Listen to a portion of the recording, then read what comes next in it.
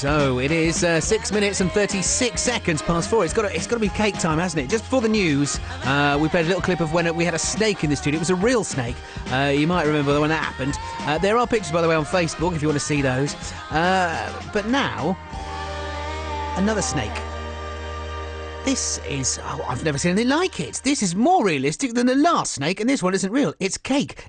Cake artist Laura Edwards has brought this one in. Laura, everyone must say this to you when you say it. That looks like a... It doesn't look like a cake, does it? No one believes it's a cake, to be honest. It's. I think I'm going to have to cut it up to prove it very soon. What sort of snake is it? It's a corn snake. Right, and obviously it's all curled up. It's on a board. Yep.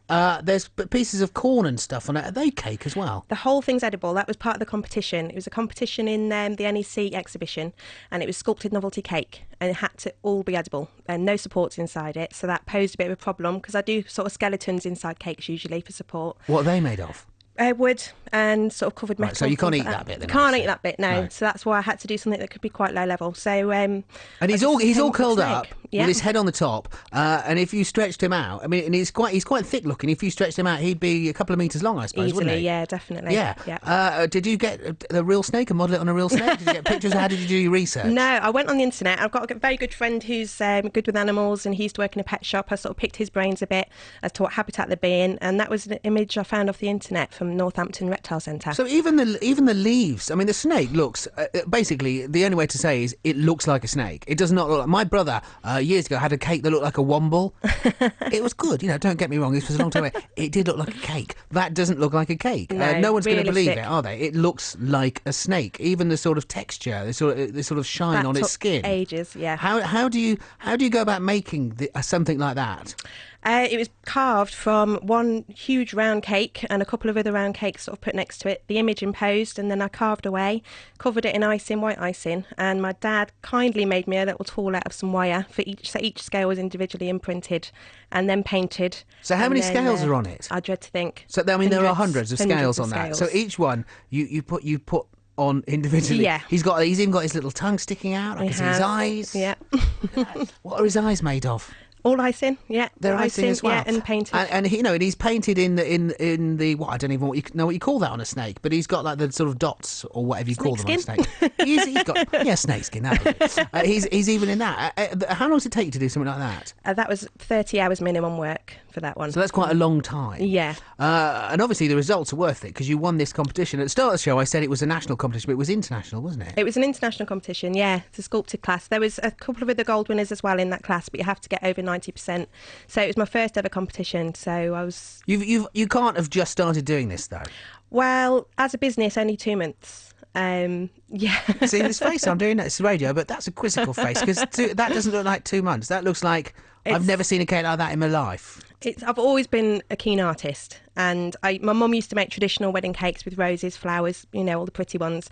As a kid, I used to see her doing that, and then I started doing my kids' birthday cakes. 9 years is my oldest child now, and over the last 2 years, I'd say I really started going into the sculpted, realistic cakes and kind of building a portfolio up with friends and family. And I've seen some pictures, so I've seen some. I saw a packet of Monster Munch. Yes, yeah. Ultimately, I suppose what's making you stand out is that you're an artist, aren't you? Yeah. Because that isn't really a cake to me. It is more like a sculpture. It's a piece of art. Each cake's a piece of art. How important is the cake aspect? Like, for instance, we're not going to chop it up now unless you want us to. But as a cake, how good would it taste? It looks incredible. Oh, fantastic. But is it going to taste like a cake? Up to scratch, definitely. It matches the appearance completely. So who's buying these kind of cakes? I'm assuming a cake that takes you 30 hours. It's not a cheap cake. It's not cheap. I do the small ones. Are obviously cheaper than that. Don't take me as long. As I say, it's only been 2 months, but I've got the Stratford Wedding Company have been in touch. They want me to do a cake for a client, and it's just getting word of mouth and getting myself known out there, really, because it is a specialist cake and it's perfect for unique functions, corporate events, and brides and grooms cakes. I'm hoping they'll come over here and make it big because they're big in America. What are they? They're well, the bride has their cake, all pretty, lovely, flowery. Do you not share that cake that you get? Well, it is. Is it just for the bride? I thought everyone had a bit. The groom doesn't really have a say, does he? It's not really. Well, it's not that he doesn't have a say. He's a man. He's not that bothered. Here's the thing about blokes. He'd be bothered about a groom's cake. Would he? Yeah. So what? Do they have them both at the wedding? There's a one Yeah, for they one have for both. Yeah, Do they? I think it's a fantastic idea. I bet you do. And so it's. I mean, it's remarkable looking. What kind of other things have you done? I did see. I've seen a few pictures. I definitely saw a packet of Monster Munch. Monster Munch, pack of Watsits and a pack of onion rings. My crisp cakes are getting quite popular. I've done King Tutankhamun's death mask. I've done a Spongle sleeve off an album, which is a face. I've done an avatar face. I've done ladies' breasts, one black and one white, which is quite an unusual request. Who was that for? It was a friend of a friend, and it was for her brother. I'm not quite sure why. No, private joke apparently. Yeah, and I think the only way to describe them is to say that, I can't describe it other than saying they just look like the real things. Yeah, that's the fact. Yeah. What was the competition like? What were the others like? Oh, there was some brilliant exhibits. The other two that won gold, there was Puss in Boots from Shrek, which is fantastic. Each part of the fur was individually printed on, and there was a cute little dragon. But I have to say, they're quite cute. They weren't very. Mine was the only realistic looking cake, which is what I want my niche to be, really, is to go down that realism route. That's going to be your thing? Yeah. Have you got something that you think that's something I'd really like to do? No. Or was that snake it? Well, that snake was my idea, definitely. It came to me, it sounds so corny, but it came to me in a bit of a dream. I'm really sorry, because that's cheesy. Fine. But yeah, it did. I could not think what to do. Were you dreaming about cake or snakes? Both, obviously, right. Yeah. And you thought, that's what I'll do. Well, that's what I'll do. So tonight, then, you'll go to sleep, and you could, in the middle of the night, you'll dream about something, and that could be the next cake. That could be the next cake. All right, well, listen, I hope you dream soundly. It's fantastic. Thank you. All I need to do is we'll thank you for coming in. We'll play a record, and I'm gonna get a knife and chop it open to make sure it's real. Oh, okay. Can I just say hello to my kids, Frank and Evie? And also, tell us what your website is, and then people can have a look at some of the pictures themselves. Fantastic. It's www.chiccakes.co.uk.